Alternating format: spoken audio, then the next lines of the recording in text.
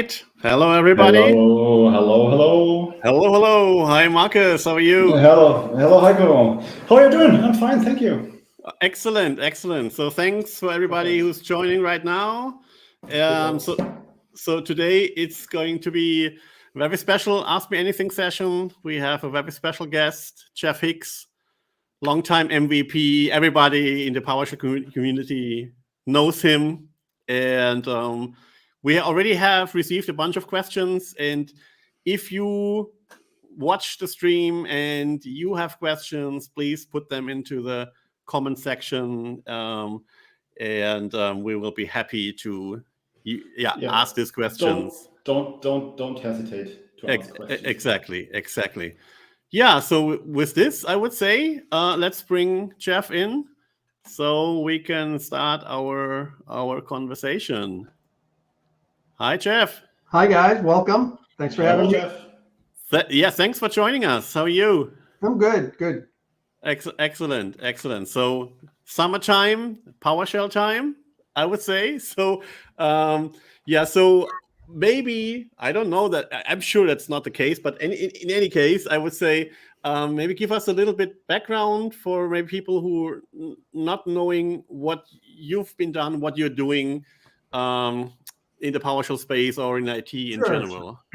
So I've been in IT for a very long time. And I started back in the days of DOS 3.3 and discovered batch files, which kind of started my whole journey with automation and running stuff at a command prompt that felt like magic. Okay. So I went from batch files for a long time. I was a big VB script guy. I was like the king of HTAs. I wrote articles for mcpmag.com. I was the original professor of PowerShell. When PowerShell came out, then obviously I moved to PowerShell and away from VB script. But my background has always been in IT infrastructure, Active Directory, Exchange, SharePoint, setting up servers. I used to manage like Lotus Notes on Windows for Work groups. I've done all sorts of really crazy stuff, but I've always been really fascinated by automation, by being able to put some lines of text in a file and type a few keystrokes, and then like magic happens. So even today, for as long as I've been doing PowerShell, I still am amazed by that magic element where I can run a command and colors show up on the screen and things happen and get created and backed up and moved around, and it's displayed in beautiful format for me. And I just love all of that kind of geeky magic. To me, it is. It's just still magic. Yeah, very cool. When you just mentioned DOS 3.3, it's actually when I started it.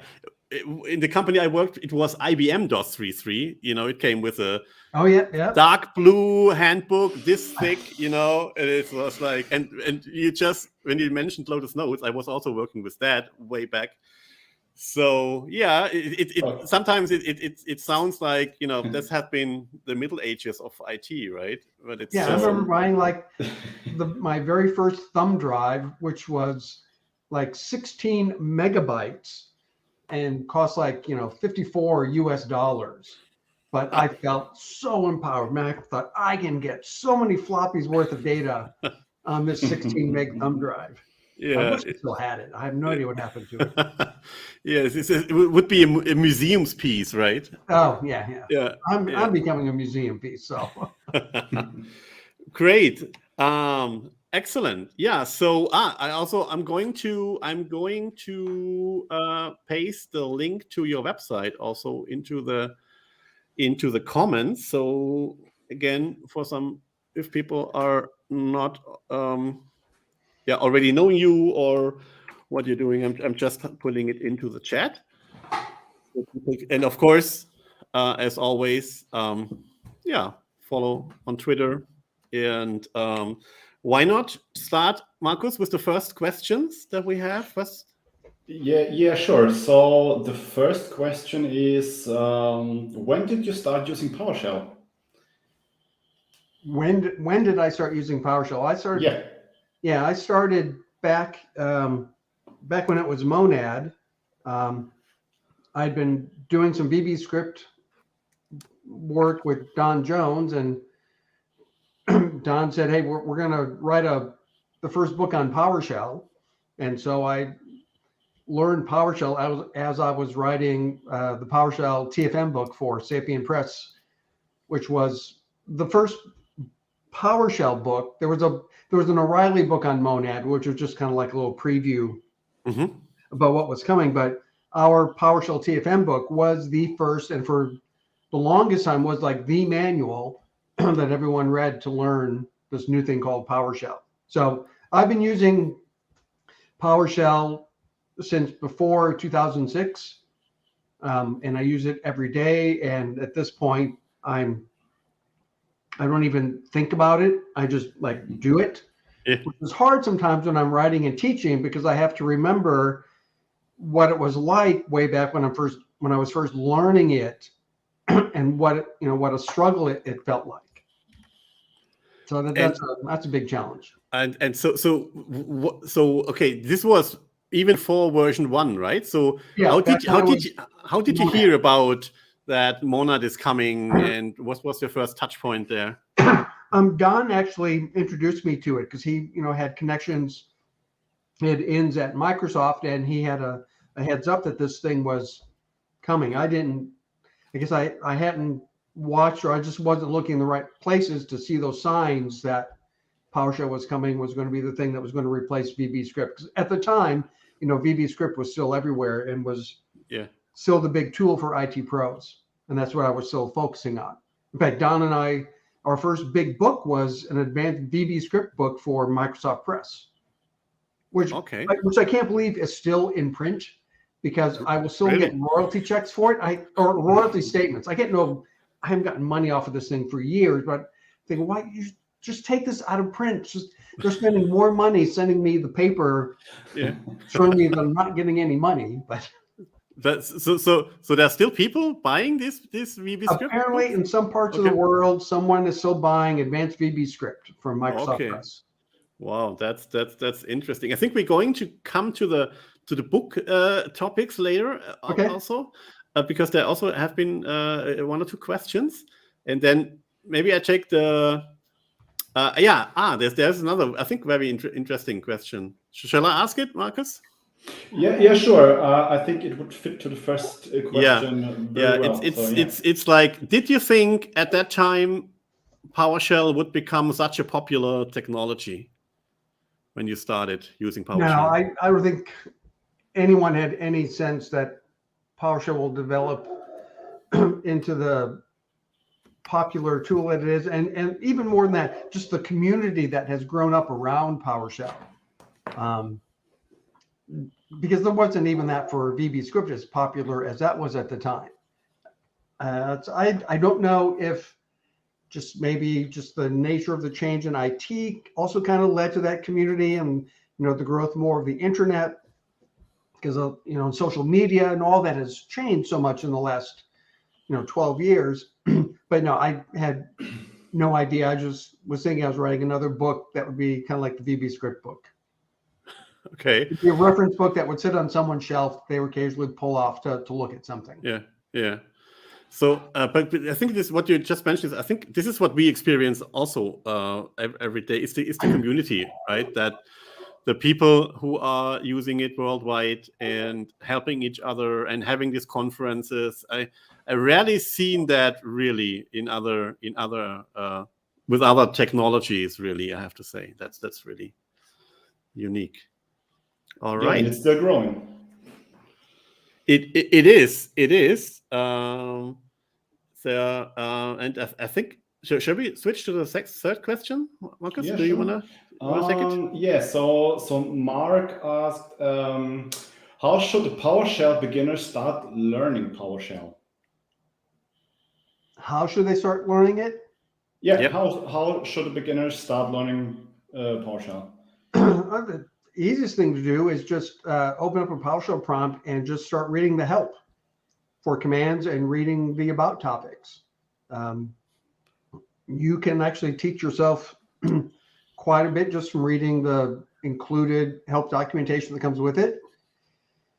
Other than that, from there, then you go into the whole formal learning process, which, okay, so this is where I'm going to start being a little maybe contrary to what other people are used to. Because we talk about, some people like to read books, some people like to read blog articles, some people like to watch a video. You know, I'm a visual learner, or I'm a reader, or I need someone to show me.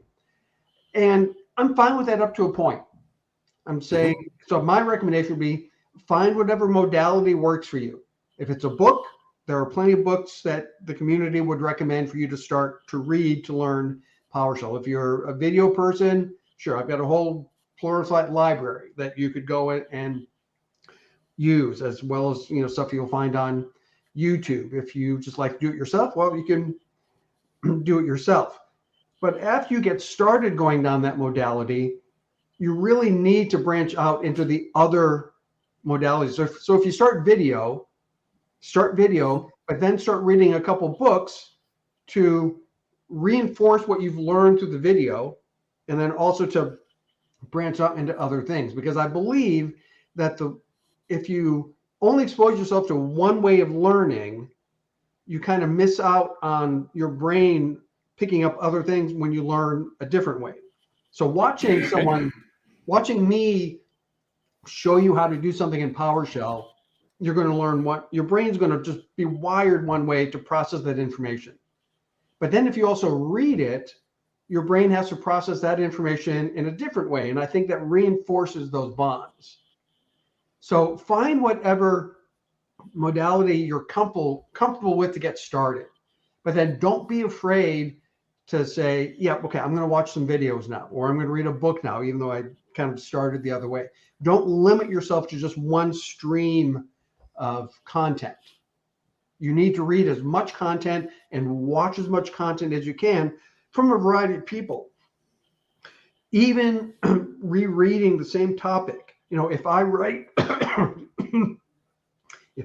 about error handling, and then Heiko writes about error handling, you should read both those articles, because he might bring up a topic or approach it in a way that maybe he covers something that I don't cover, or vice versa.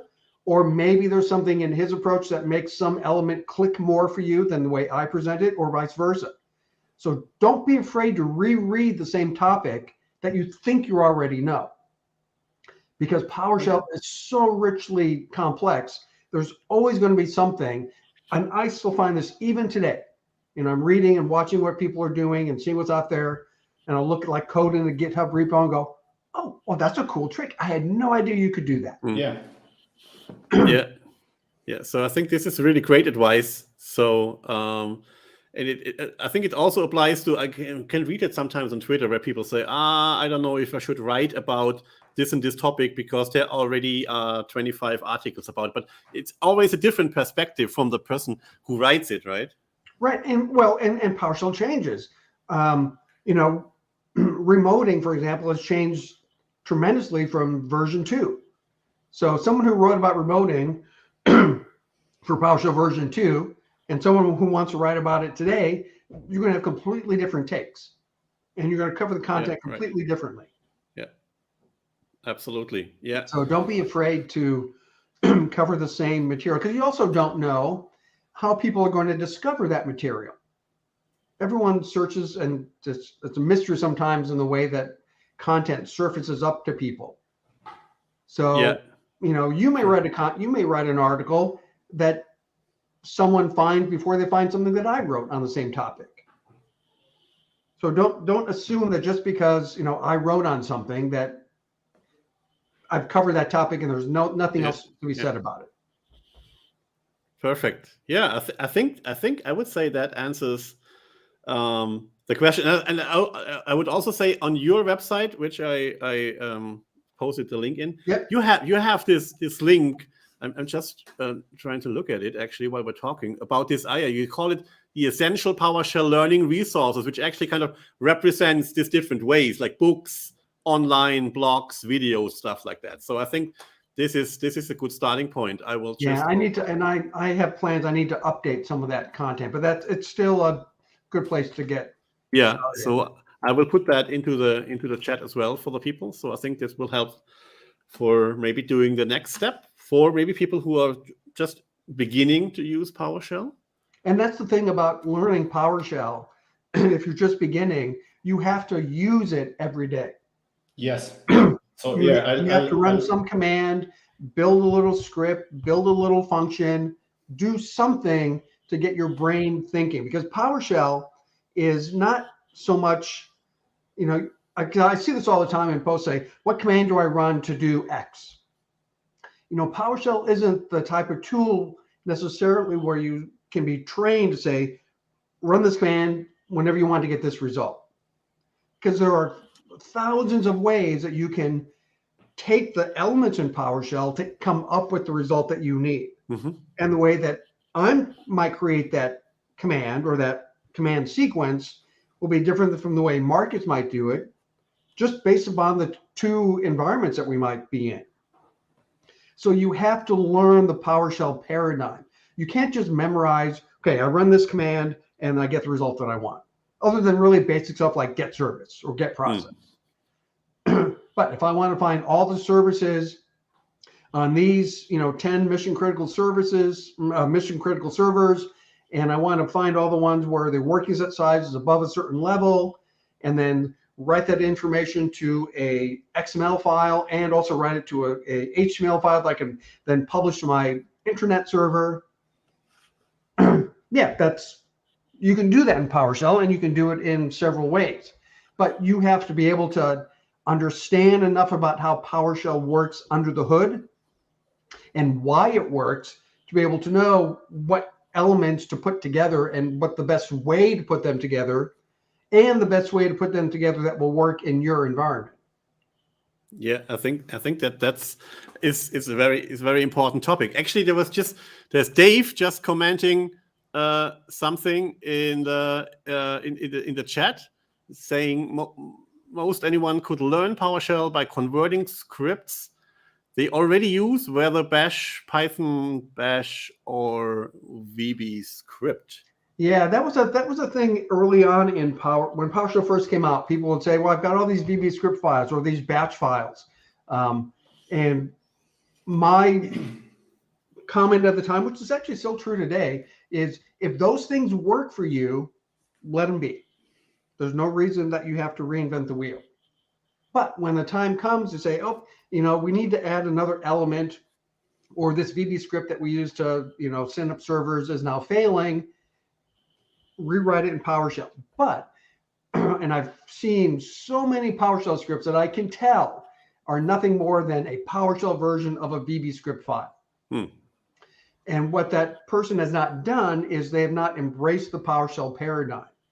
All they've done is replaced commands with PowerShell commands. But they have it's still basically a VB script. They're not taking advantage of objects in the pipeline. And I can tell by looking at the code that they're still thinking text, and they haven't made a PowerShell script. They've just made a batch file or VB script that happens to have PowerShell command. Yeah. And there's a subtle but important distinction between those two things. At least I think there is. Yeah, I think this is on one hand, I would say this could be a way to get a quick, success to see, okay, I can do it in PowerShell. So It's something that works, but in the long run, then there should be some things like, okay, now maybe I'm going to take a look at it, how I would have, I could write that script, natively in PowerShell. What are the things that would be different and help me in the future for new tasks that I want to automate? But in general, I think, I mean, as you just said, that there's still people buying VB script books. So I guess this is an interesting approach. So by the way, thanks, Dave, for joining our session. Thanks a lot. Cool. All right. So let's move on to the next question. It's your turn. It's my turn. Okay. So this comes back to what we already what you already mentioned in the beginning, Jeff, is like, how and when did you start writing PowerShell books? How long does it take to write a new book from scratch?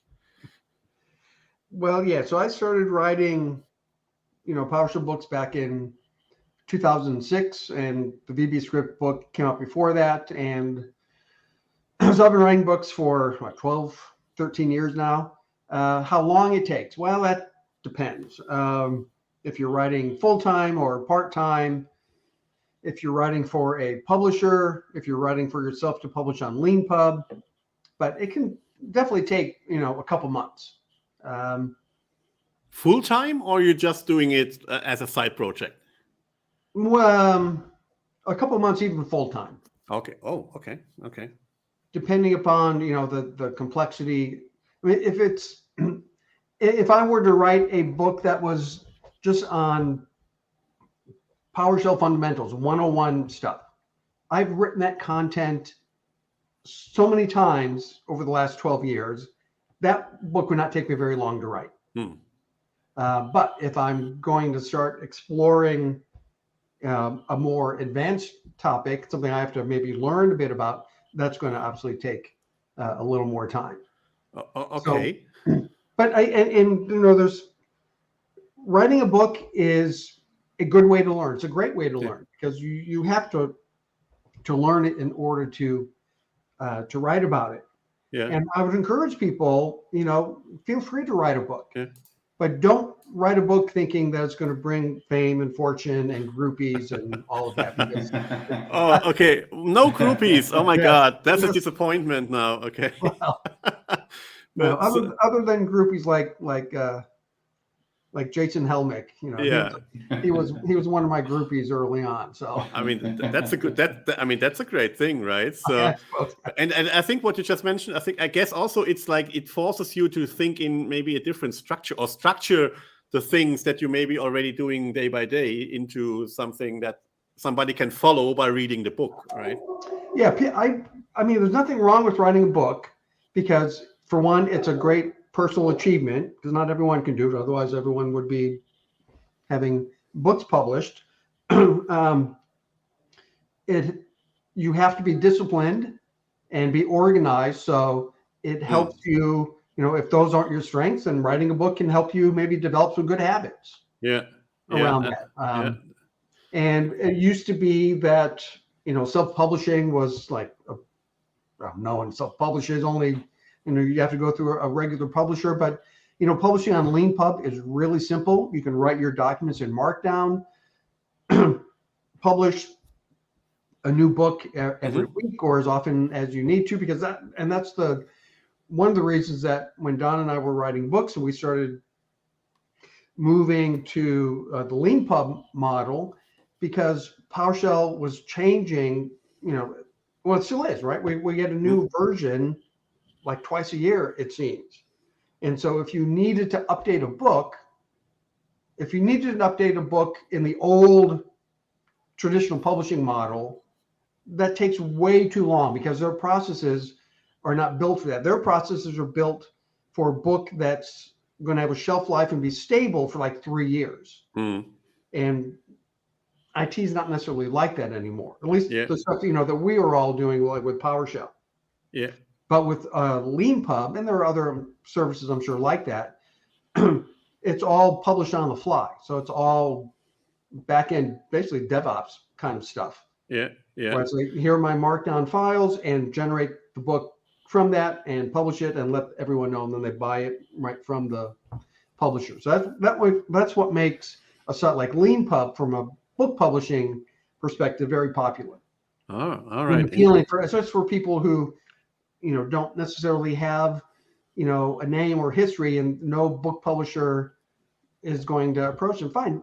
Again, you're not going to make a ton of money, but it's a nice to have. And nice to have on LinkedIn, say, yeah, I wrote this book, and here, people want to go buy it. They can find it up on LinkedIn, and it's a good way to advertise and promote yourself and the skills and your knowledge. Yeah, absolutely. Just before we move on, because you mentioned that, of course, you wrote books also with other people. How does that work? So do you say, okay, this is this chapter 1 until 5, this is going to be you, and the others? It depends on the book. Like when Don and I used to write books, a lot of times, because Don's a very fast writer, Don would go through and crank out the first revision very quickly. And then I would go back and edit and revise and add content that I thought was missing, and then basically polish everything up. So we had a good relationship in that way that kind of played to our strengths, because I'm nowhere near, a quick, fast writer in the way that Don is. He can just like comes right out of his head, right up, and he's done. And then he's ready to move on to the next thing. And that's great. Yeah. I like looking at it and making it better and massaging it and shaping it. And maybe that's more, my artistic background, that I like molding the final product. Okay. We have some fine for us. So as you mentioned, Don, we have another question from the chat regarding this. So Toblerone 45 asks, now I lost the question. Yourself and Don are considered the fathers of PowerShell. Question: do you guys still meet for beer, and have you read his book? I don't see Don as much as I used to. He, lives in Las Vegas. I'm in upstate New York. He's, moved on to some other executive level things, kind of outside the PowerShell space. So our paths don't cross as much as they used to. And I have not had a chance to read like his fiction, for example. I know he's been really big into that, but no, I've not had a chance. I can barely read the stuff that I should be reading. Okay, cool. And I think we have another question from Toblerone 45, right? Just as a follow-up. Yeah, so it's a technical one. Yeah, so we can just add that here. Techie question. I've got a function to create a new run space as part of WPF compiled app, but it's now a memory hook. Any hints or tips? Don't do that. So it sounds like he's running a WPF form in a background run space so that he doesn't have his PowerShell prompt blocked. Depending on what the form is doing, that could consume memory without, knowing what the form is doing or how it's designed. It's hard to provide any hints or tips. Never moves to true. So my thing here I'm going to take a step back in his question, and maybe this will help him, is whenever I'm creating a PowerShell script that's going to incorporate a WPF element, there's always some part of that at its core is a basic PowerShell command that runs interactively at the console. You have to make sure that core set of commands will work and run as expected. If you create the WPF with all those core stuff and it doesn't work, or it doesn't work the way you expect it to, then you're trying to troubleshoot, is the problem my WPF code? Is it the native, elemental PowerShell code? So I always tell people, make sure you have functioning console code that works. Then build WPF stuff around that. So for the question here, maybe he needs to go back and revisit his original code and look at that and see maybe something in his elemental, his core code isn't working the way that it should. Yeah. Otherwise, I would say post your code and problem in the forums at PowerShell.org or in the PowerShell discourse channel, and you should be able to get someone to help you out. Yeah, I think that's great advice. Or maybe use Twitter, to get some people from the community. We have another comment in this case. So from Matt, thanks Matt for joining.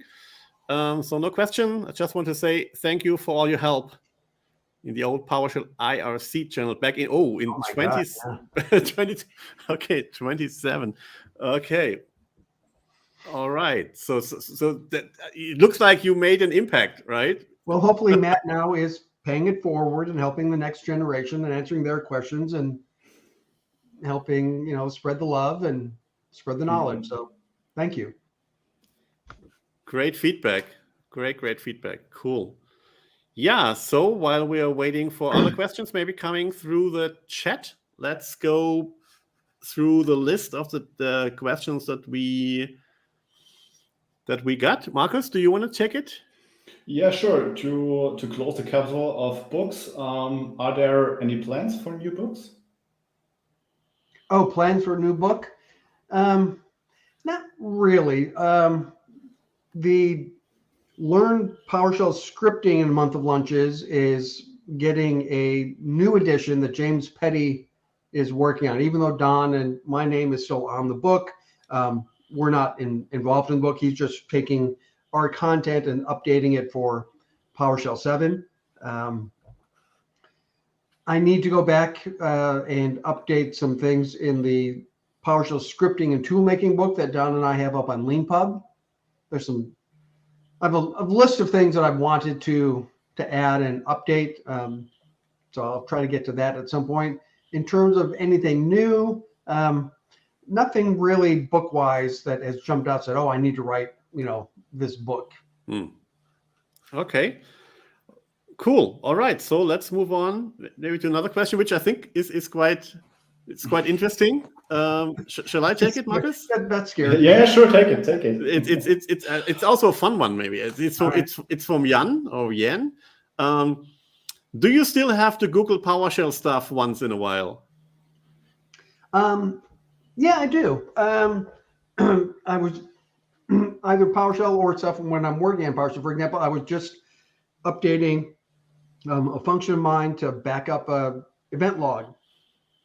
And I haven't looked at it in a while, and I needed to double check the method on the WMI class for the Win32 event log file. So I had to do a quick Google search to get to the Microsoft Docs so I could verify the method I was using, what parameters it was using. So yeah, I still will search for stuff because I don't remember everything. Or I may search for something, and I have another topic. I'm going to expand on this here in just a moment. Occasionally, we'll search for something for an example on a command that I see that maybe doesn't have very few or very fleshed out examples. So I may just search to see if someone else can give me a greater example about how to use a particular command.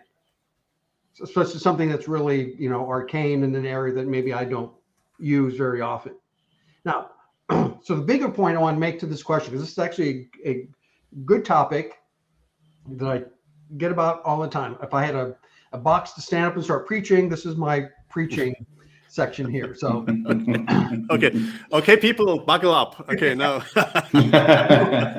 So whenever I'm teaching PowerShell, I'll ask people, what's the first thing that you do when you need to write a PowerShell script? And inevitably, I search Google. Now, their belief is, I don't want to reinvent the wheel. And I'm going to, again, be contrarian and say, no. Your first step, if you have to write a new PowerShell script or function, is to open up VS Code or the PowerShell IC and start writing code. Okay? Well, actually, what you should do is start writing the comments about what your code needs to do. All right. And then figuring out the code to meet your comments requirements. And the reason I say this is when you Google something, either finding and you find some examples, and even the examples that I wrote, you have to, first of all, be honest with yourself and say, I'm looking at this code. Do I have the PowerShell experience and knowledge to look this code and know if it will work. Is it safe to run? Is it safe to run in my environment? Is it good PowerShell? Maybe someone just took a VB script and made a PowerShell version of it. You don't want that. Is it something that maybe there's a better way to do something? You may find code that was written for a version of PowerShell and it uses some arcane.NET method, but now we have a full command line set of parameters that make that really easy. Do you have the experience to know, will this work in my environment with my security requirements, the way that our company locks things down? I had a student in a class once who needed a PowerShell script to do something. So she found something out on the internet, and she's worked in a very locked down, very strict environment. She spent the next week just changing everything, trying and banging her head, trying to get it to work in her environment. She eventually got it to work after a week or so, but she didn't learn anything after that week. And all she had was something that worked, but I don't think she really understood why or how it worked. Mm-hmm. Whereas if she had taken the time to open your editor, put in your comments, read the help, find the commands, look at the examples, and struggle through, because it will feel like a struggle that first time, that first couple times. But at the end of that week, you then have code that works in your environment. It's documented. You have learned not only how PowerShell works, but you've learned the process of how to find information, how to build a function. Now, this is at some point in that process, it's still fine to go and say, yeah, I'm running invoke REST method, for example, and I don't understand this parameter. Sure, go online and see if you can find maybe something that would help with that. But again, you still kind of have those same comments. You may find something on Stack Overflow, but maybe the answer is completely wrong. It's answered from someone who knows even less than you do, but you don't know that. You just see, oh, it's on Stack Overflow, it must be good, copy and paste it. My recommendation, actually, if you have that kind of need, go to a forum like PowerShell.org or the PowerShell Discord channel, or like on Twitter, and ask someone now. That way you get a response from someone who's using PowerShell today that you can then apply to what you are working on. Yeah. I dread to think of people finding code that I wrote, 10 years ago, because it's crappy, awful code, and that I know so much better now how to write PowerShell code. I'm kind of glad that the PowerShell TFM book is obsolete and out of date, because that was all like V1 stuff, which now no one runs. But you need to, if you need help, get help from someone who's using it today. And don't just assume that you are reinventing the wheel. And maybe in some ways you are, but you're reinventing the wheel that will work for you.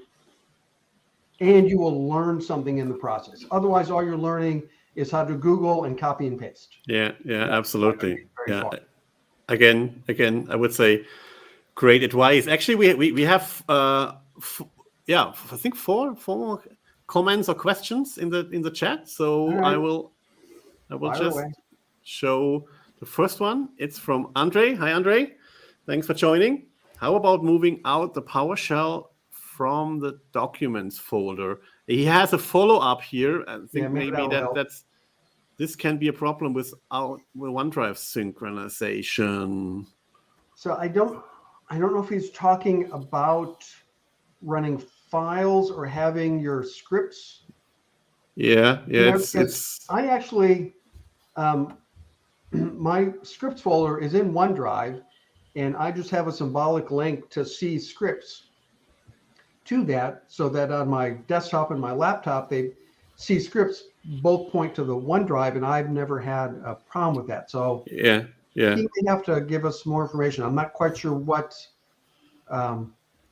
problem he's having there with that. Okay. Now there's another comment now. I think he talks about modules, but modules shouldn't be in the documents folder, right?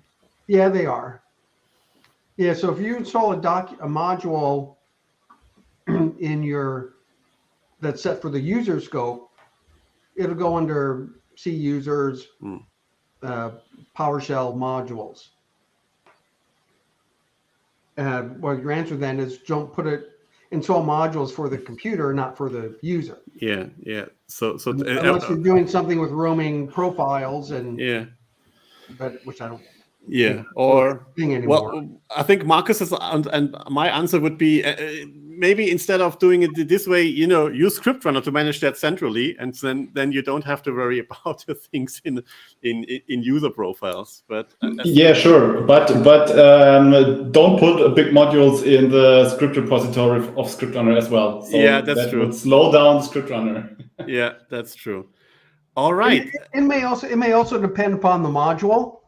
If the module is loading some files and like database files, for example, OneDrive may not like having a file that may be constantly open. Yeah. And you're going to have that problem regardless. Yeah, I think if you have these kinds of dependencies also, I think it's going to make things more difficult, for file maybe information in other profiles or stuff like that. Yeah, I tend to install all my modules per machine. Yeah. I'm the only one using the machine, so it's the same. Yeah. Then I don't have anything going to my documents folder. Yeah. I think this is a very good approach. We have another comment here and question from Dave. What upcoming or emerging technology do you plan to explore using PowerShell? Oh, Well, I've been playing a lot with the PS style recently. That's not necessarily upcoming. It's a recent, that just came out in 7.2. I know that there are talks for like the next version of DSC or whatever that kind of turns out to be for configuration management. That will be exciting to work with. So that's probably the best answer I can give Dave right now for that. Okay, cool. So because you mentioned just DSC, because that's something that we're also looking into, but still kind of finding like, okay, is it really used a lot? Is it only something for a very huge organization? What is your take on that? No, you can use DSC is still perfectly valid technology for people running Windows networks, Windows servers. It's a relatively easy to use configuration management framework. And that's the key thing here, that you have to consider it a framework. It's not a finished product with all sorts of commands that just work. You have to expect to do a lot of scripting to build whatever management solution you need, but it can be centered on DSC, this idea of creating configuration files and pushing MOFs and having servers auto-configure themselves. You can do that now with Windows servers, running, as long as you're run PowerShell 5.1 on the servers, and then if your desktop is Windows 10 or Windows 11, you're all set. But it does not require big environments to use DSC. You can use DSC to manage your own desktop if you wanted to make sure that, say, I want to make sure my event logs are always configured this way, or make sure my services are always configured this way.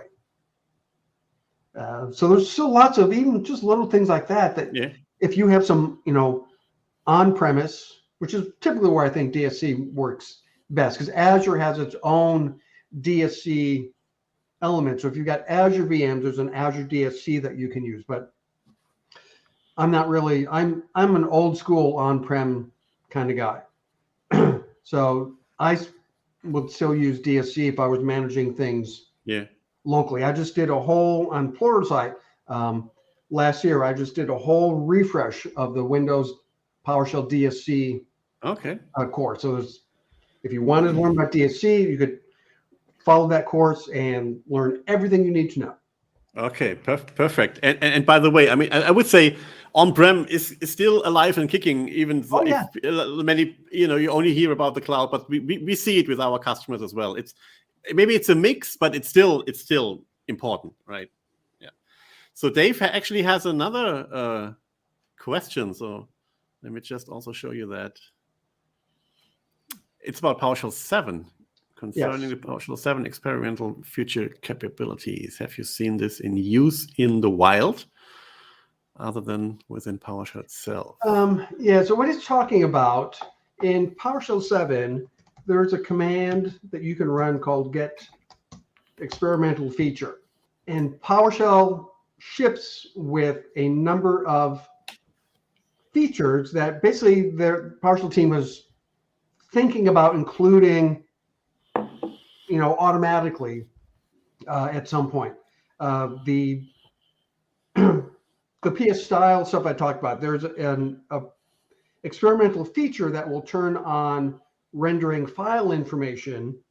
So you can have different files colored in a different format, but you have to turn on that feature. And there are other, so you can see get experimental feature on PowerShell 7. You can see all the things, and there's a set experimental feature to turn things on.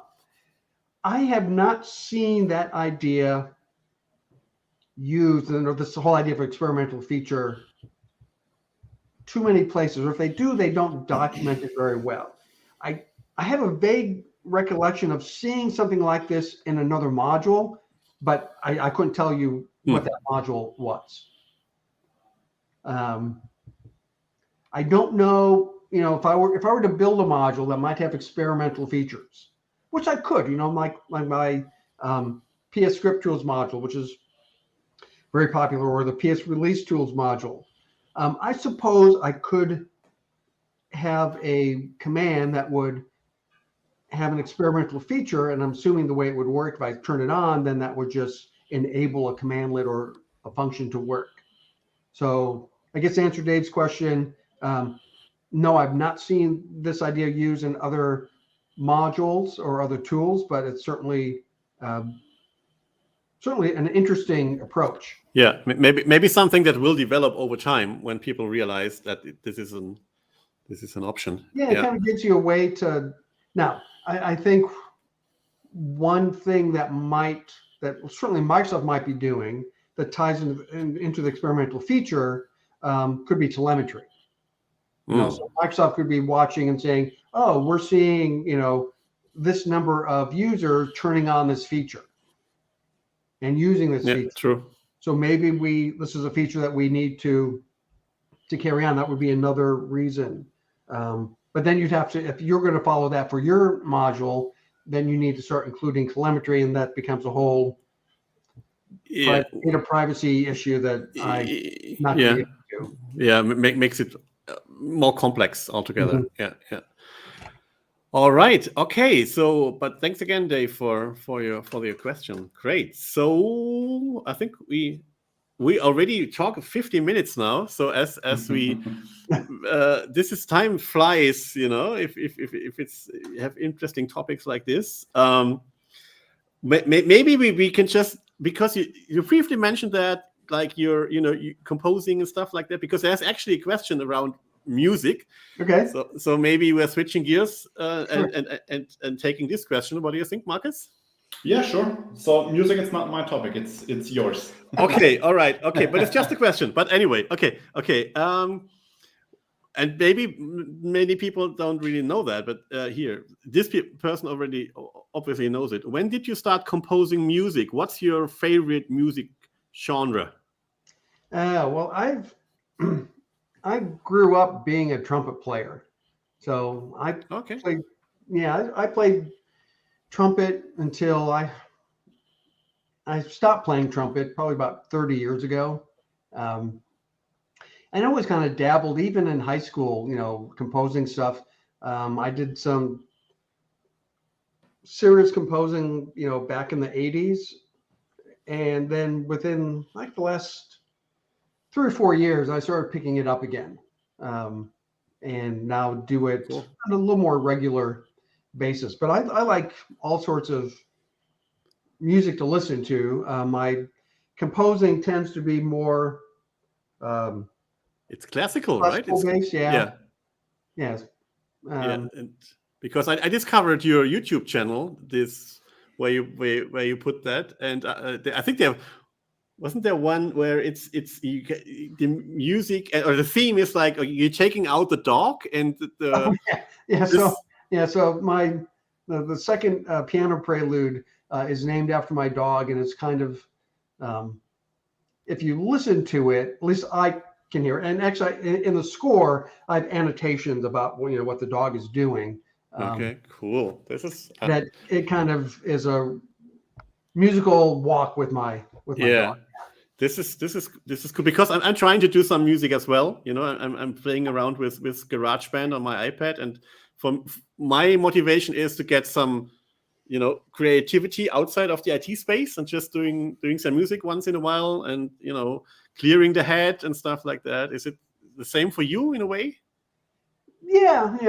I just like to be able to play a bit, and I have a USB keyboard that I can use, and I use MuseScore, which is an open source program to compose everything, and all my scores up on musescore.com. I'm trying to see if I can find a link to. Okay, and I think looks like we have a fan. So Dave writes here, I listened to Heiko's and Jeff's music creations. Really awesome. Okay, thank you. Thanks. Yeah, so here, I'll give you a link to like one of my recent scores. Yeah, I'm just putting and then it you can republish that. Yeah, absolutely. All right. Okay. Cool.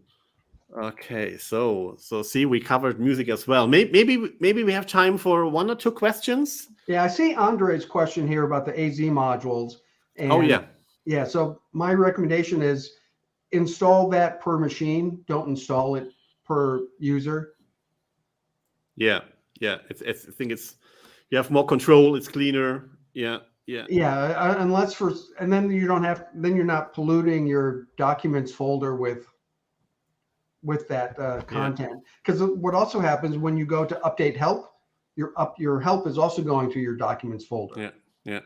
So if you don't need that documents folder to follow you around, then just put it on the machine. Yeah, absolutely. All right, so let's maybe the final questions again. Let's shift gear, coming back to PowerShell, of course. Do you want to take Christian's question, Markus? Christian's question? Yeah, sure. So what are the biggest advantages of PowerShell 7 compared to Windows PowerShell? Probably some of the biggest advantages is they overall, the PowerShell team has improved performance. So a lot of things just run faster in PowerShell 7. The two things that probably will be the biggest impact to people, although it may take a bit to get there. One is the for each parallel. So I can run for each object, I can run a script block and run things in parallel. Now, you have to be careful there because there's overhead. So you don't want to just run everything in parallel run spaces. You have to manage those carefully. Otherwise, it actually takes longer. But you can certainly improve your performance. The other big thing, other than obviously running cross-platform, so if you install on Linux and Mac, is the SSH remoting. Because I know for a lot of companies, they would much rather have SSH as a remoting traffic than WSMan. So what this is going to mean, though, in the long run, is we'll need to have our servers that we might be managing, we'll need to have SSH set up. A lot of Windows servers don't necessarily have that these days. That's not the default. So setting up that SSH infrastructure for Windows admins, that's going to be new for a lot of people. Yeah. But once that's once that's in place, then the idea of managing everything remotely and using SSH, I think that'll be a big boon to a lot of people. Yeah. Okay. Cool. So Markus, we have to, I think we're taking maybe one more question. Which one should we take? Sure. We have one talking about Jeffrey Snower. Do you think this is shall we take I think this is an appropriate question. Yeah, sure. So, because the question would be, what do you think about Jeffrey Snover leaving Microsoft? Any opinions on that? Well, I mean, it's sad because it means I probably won't see him that much anymore. He's just eating lobster right now, right? That's what I saw on Twitter the last couple of weeks. Oh, I haven't. Oh yeah, eating lobster. Yeah, so he's taking his vacation, eating lobster. I expect this fall he'll start wherever he's going to end up, and then we'll discover where that will be. Jeffrey Snover has always been kind of obviously a critical part to my career and to many people who are watching this. One of my best IT memories is spending a day with Snover in Stockholm, just kind of bumming around the old town, and it was a great day. So I think that he just needed to, and this is just me, just talking off the top of my head here, find a place where he could really make something. He's a engineer, he's a creator.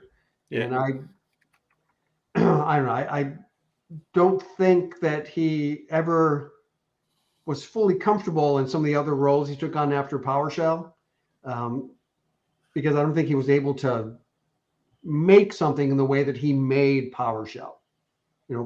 He willed PowerShell to existence. Yeah. And I would think he's looking for something like that. He's not the kind of guy who's going to, as much as he enjoys sitting having his lobster and Budweiser, he's not going to retire and sit back and do anything like that. Yeah. I think he still has too much energy and stuff that he wants to do. Yeah. So I think that's what he'll end up doing.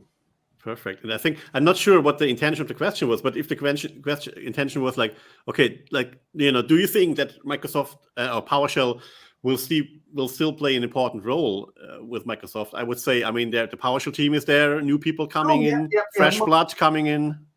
Even though, after Jeffrey Snover, left the PowerShell team and moved on into other areas, he still kept a hand on things. He was still at the PowerShell Summit, still knew what was going on, but he didn't have day-to-day control or direction of what PowerShell was doing. So people like today, people like Jason Helmick and Steve Lee and Jim Truer, they're guiding PowerShell and on to 7.2, 7.3, and everything that comes after that. And we had people like Joey, Joey Aiello was a PM on the team for the longest time, and he moved on to other things. Yeah. And the team carries on and moves on into new directions. And PowerShell's not going away. Yeah. And the fact that people like Jeffrey Snover lead Microsoft doesn't diminish Microsoft's commitment to PowerShell. It's just more I think it's more of a personal thing for Jeffrey Snover as to what he wants to do with his life and career. And I hope he's very successful at it. And I hope I run into him again at some point. Yeah, and absolutely. And I think PowerShell is in good hands, right? So there is no need to worry about anything like that. Yeah. So there's one more question from Toblerone. Maybe we should put that in Toblerone 45. And then I think, because it's really just already 1 hour, I think we need to stop. But it's cool. You can see that it's I have any pet peeves. I do have some pet peeves, and I spoke at a Tech Mentor conference a couple years ago, and I ended up doing a rant on all sorts of things that peeved me, but I should have written it down because I would have made a good set of articles. So I've already kind of talked about some of my pet peeves, like Googling for a script answer. Some of my pet peeves, some of the pet peeve I have, well, two of them. One, I hate the question mark and the percent symbol aliases. I think they are evil. I've never gotten in the habit of using them. And I also am not a big fan of people writing code So I have a variable like $foo, and it's a Boolean, it's true or false.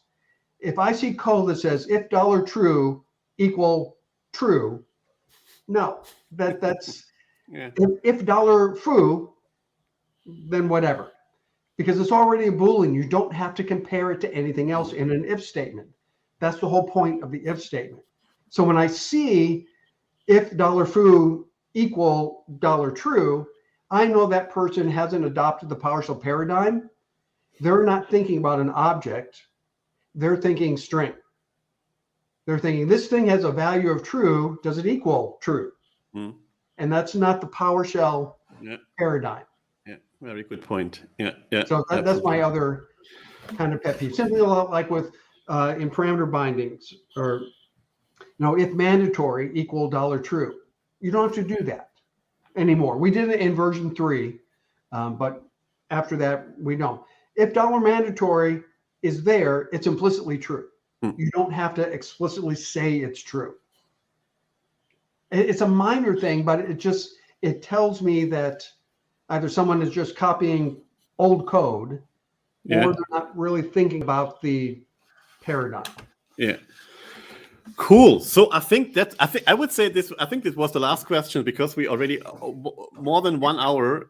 This is the longest session we had until today, but it was really great, very informative, very inspiring. So yeah, thanks, Jeff, for being with us, and thanks for everybody who joined the session. And because it's recorded, people can also again watch it on YouTube or on Twitter. So Jeff, thanks again. Have a great weekend. Yeah. Thanks. Bye, guys. Bye. Bye, guys. Bye, See everybody. you next time. Bye. Bye.